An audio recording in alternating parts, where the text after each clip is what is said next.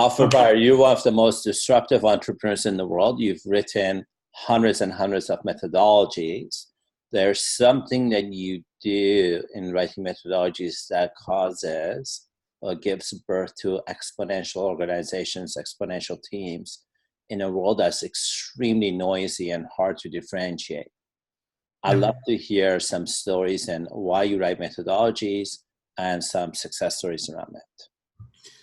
Okay, so I will have to give, I would say, an overview about what is a methodology. A methodology is basically a list of processes that can lead to certain measurement that you're looking for. Okay, what does it mean? You see, a method is based on what we call thinking algorithm. And what is a thinking algorithm? Think about yourself. Okay. So I think about what? Think about yourself for a second. Yeah. Every day you manage events. Mm-hmm. A telephone call is an event. Going to a shop is an event.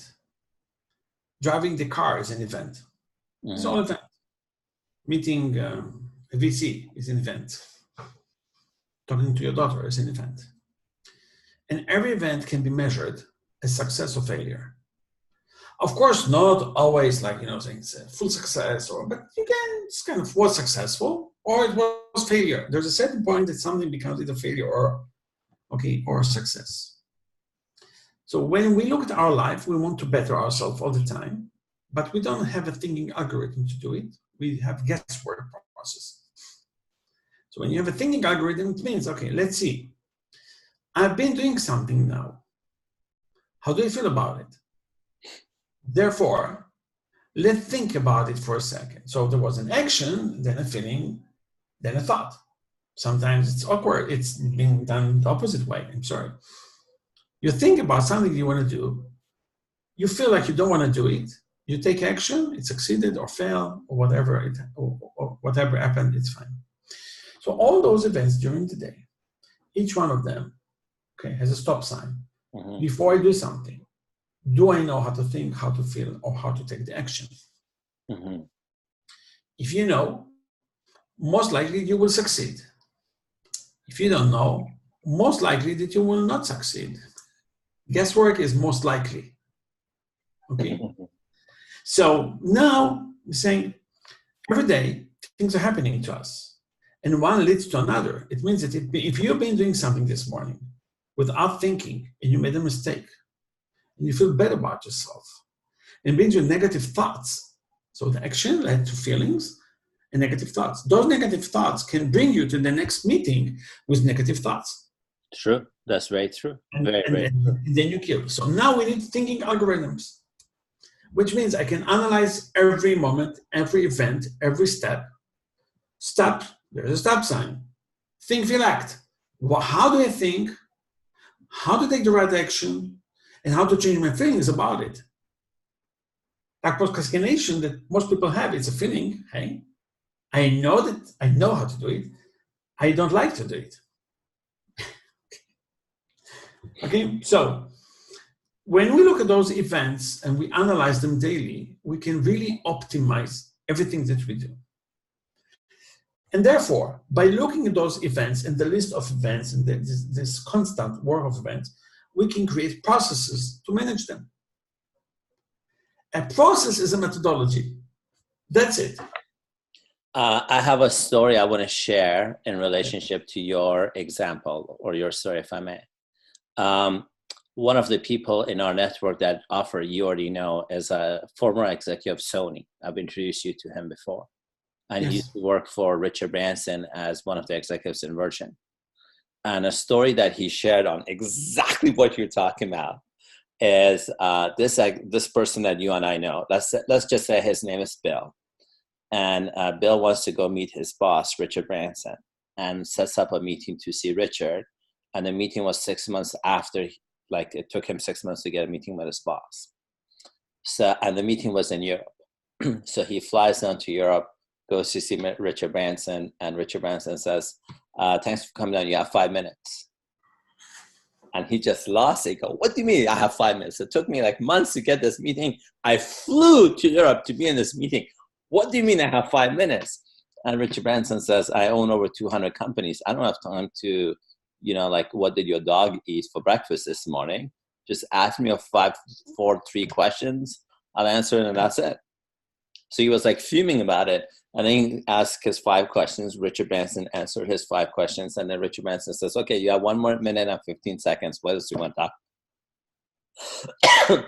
And so on his flight coming back to North America, he said, what a great time management strategy. And he should implement the same thing. But he said, I can't do meetings for 5 minutes, maybe for 15 minutes. So he, 8 months after, 6 months after, Richard Branson calls him and says, oh, by the way, that time management strategy that we talked about, did you implement it? He goes, I did. I couldn't do 5 minutes. I decided to do 15 minutes. So Richard Branson apparently asks him the question, and do you honor your calendar when the 15 minutes is up? He goes, no, not always. He goes, why? Richard Branson says, well, let me tell you why you don't honor your calendars, because the next, in your case, event, he didn't use the word event, I'm paraphrasing, the next event is something you don't want to do. He goes, that's true. A lot of times I put my alarm on off or snooze or something. So Richard Branson says, let me ask you a question. What's the one thing, this one thing happens, you will leave a wedding for or a funeral for?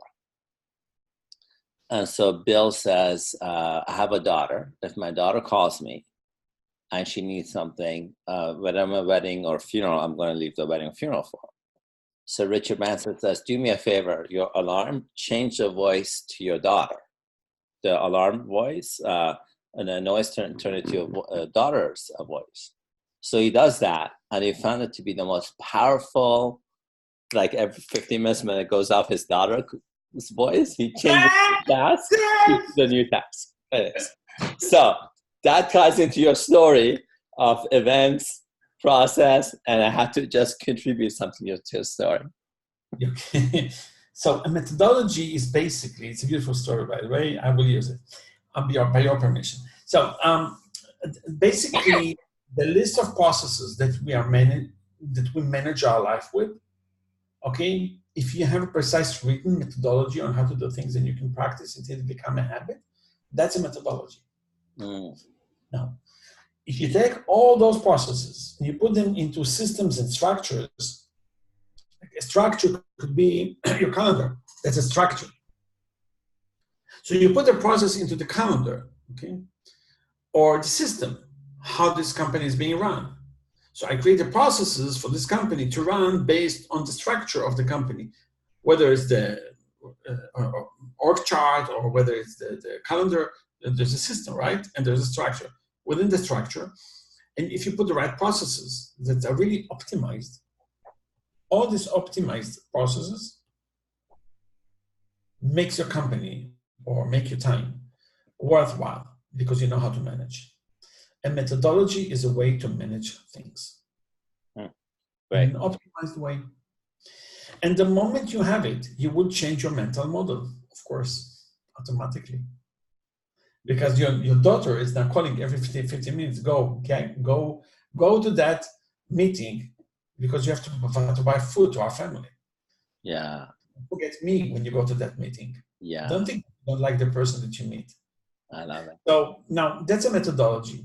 So how do you create a methodology? That's the second part. Basically, when people come with ideas, they want to invent some technology or some company. I never work with ideas. Okay, and I am an innovator. You are. I'm an innovator. That's my work. I look at needs and I find and match resources. Sometimes it's highly combined area. It could be resources from science and technology and other fields and management. But you have to look at the needs. The moment you understand a need in the market, which is not so easy to understand. I'll give you an example. How do you?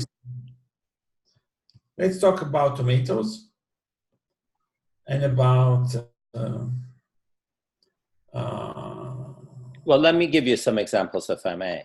SAP as a software company is one of the world's largest software companies. And I don't know if you know this or not, but 90% of companies run on SAP somehow. Even if you use PayPal, you may say, Taimour, I'm a startup guy. I don't use SAP. But even if you use PayPal, PayPal runs on SAP.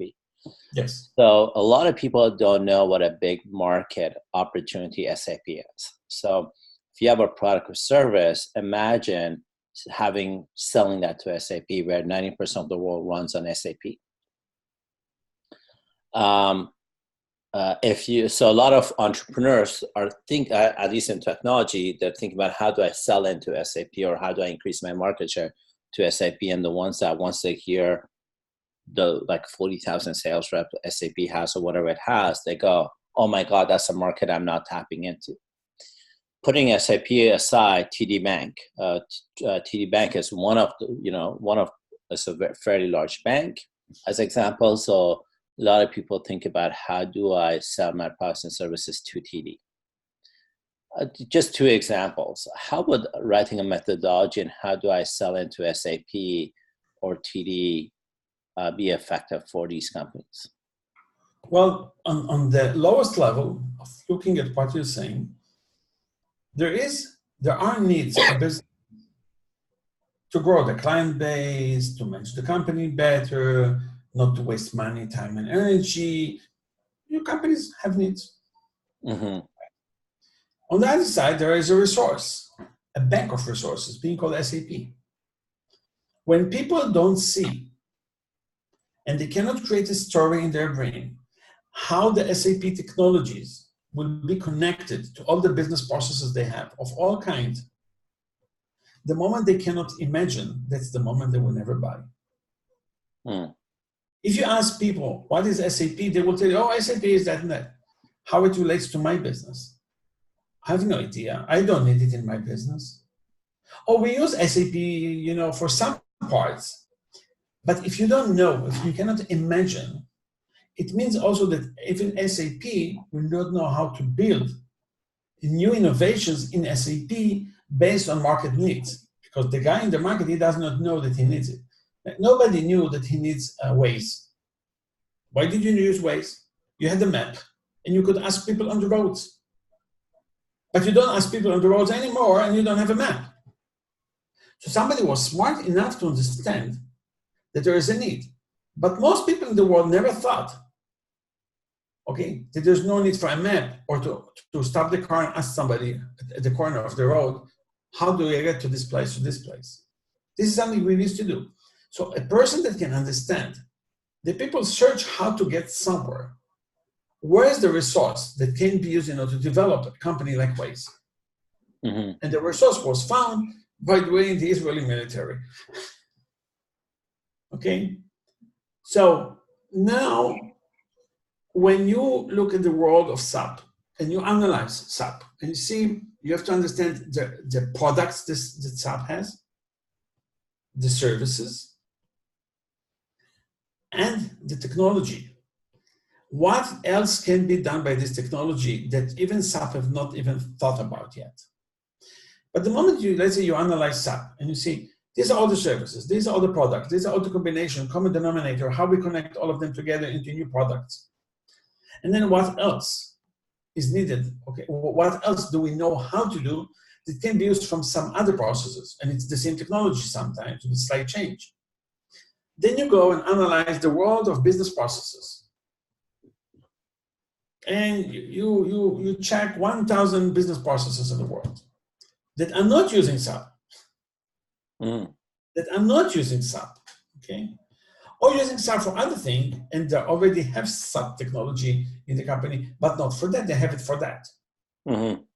The moment, if I will be able to see and to form, let's say, a matrix, all business processes list, all SAP technologies or possible technologies to develop, I will have at least 1,000 new products and services.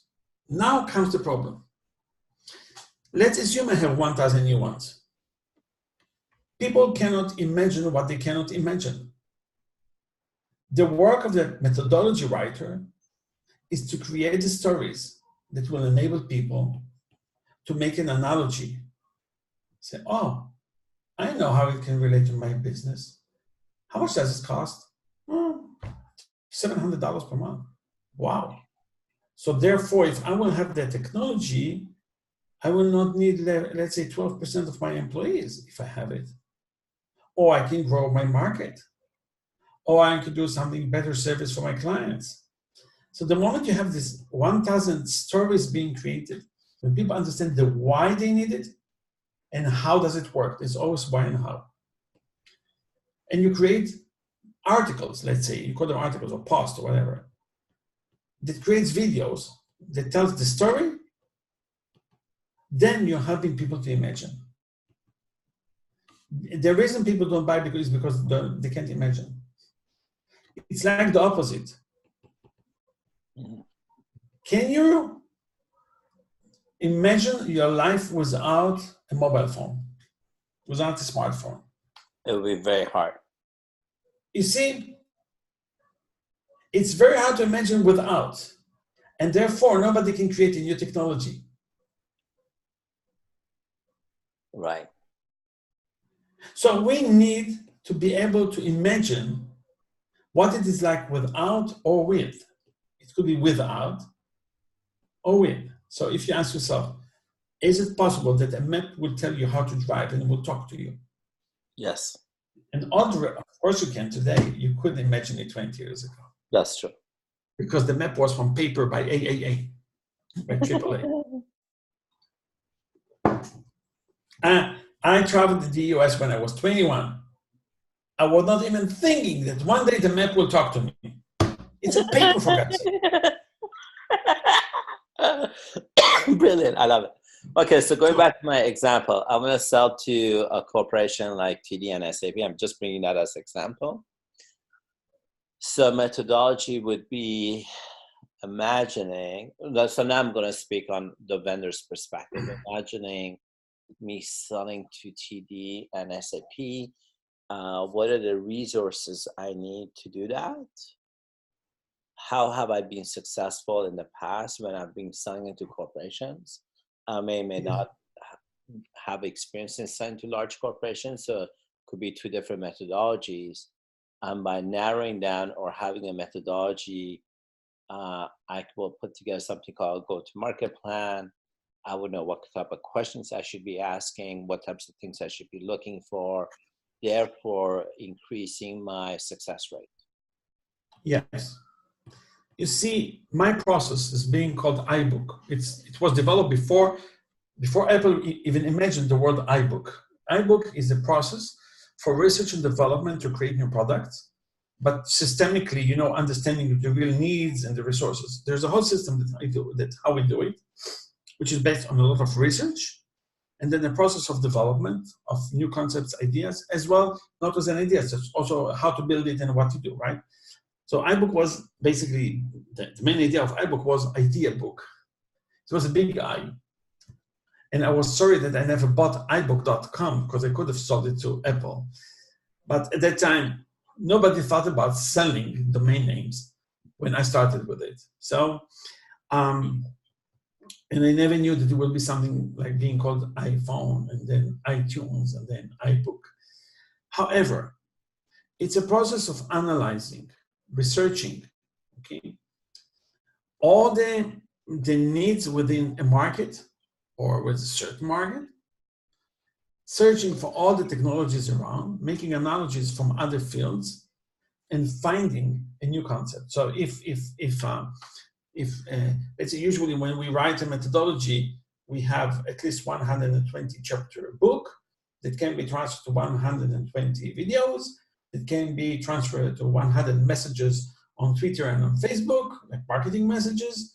So there's a whole process around it, and the content that can create this, that can tell the story. So each one of them is we have 120, usually with unique, at least 12 insights, unique insights within a market. All the rest is just matching resource to need. Okay, basically, and this is where demand is being created. Okay, so this is how we work in it. I love the process, by the way. I've helped a lot of companies, entrepreneurs to build methodologies, as well as them using it to build technologies. Because when you have a thinking algorithm, many times you can describe it as an algorithm on technology. Sure. Because it's very precise. If then, if then, if then. So it works well. So there's if, then, therefore, in order to, by that I mean, and so on. Got it. There's a whole language, by the way, to create it. We have a whole language around it. So going back to my SAP as an example, so I use iBook and I go, how have does a startup or a mid-sized company sold to large enterprise? And so if then, so if your startup use this, if you're not a startup, use this, then do this, this, this, and then it turns into marketing messages after that. Okay, so iBook is something that people should look at. iBook is a whole method to sell, okay? Yeah. A concept, which for now we'll call it SAP. Got it, okay. That's it. And now we will create the book. You call the book, you don't have to publish a book for this. Okay, of 120 chapters that explain to the world how SAP can be in almost every business process that you have. Of course, you will not sell it as a book. You will sell it as one program at a time. So, I love it. I love it. That's brilliant. Thank you. The book is just a concept. So, Opher, if people are interested in using your years of experience in running processes and methodologies, and by the way, for the people watching this video, I don't own any shares in your company. There's no financial backing deals between you and I. You wish you would. What? You wish you would. I know. So, but the point being is, I want to just have an independent voice. There's no background commission or a deal between. I don't own the shares in your company. You don't own shares in my company. Good. So now that we declared that, I just want to say I promote you. I recommend anybody on the planet who's smart and disruptive and wants to make a contribution to the world to work with you. For those individuals who are interested in learning about iBook and using your smart thinking, how do they get connected to you? On Zoom. Beyond Zoom. What's it? I'm a very person-to-person oriented personality. I need to feel the person in front of me.